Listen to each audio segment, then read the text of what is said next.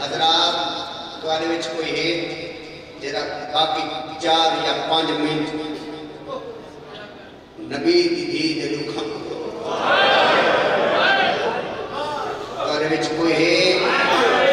जरा मलिका तो हारून बीबी दे भी दुखा रोवे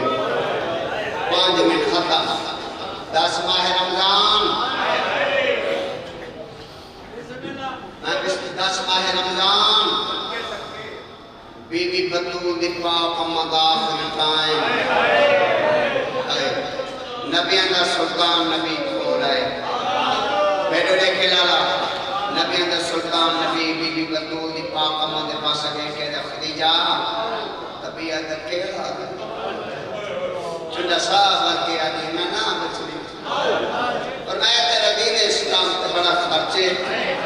आज तेरा आखिरी टाइम है मैं मोहम्मद अगर तू कुछ मेरे को मांग मैं ते देवा अपने है न करन का कौन है पर सजदा नबी दा सुल्तान नबी अख में मांग मैं ते को देवा बीबी हाथ बात के दे मैं मंगा मैंने खाली तो बोले सो फरमाया कि मैं जो आदम ये मांग बीबी दी आवाज में लाओ मैं मंगदी हां कफन ना मंगदी कब्र ना मंगदी फरमाया ते मंगदी क्या हाथ बात के दे ये कोई मंगदी हां तो की दी वसीयत रखे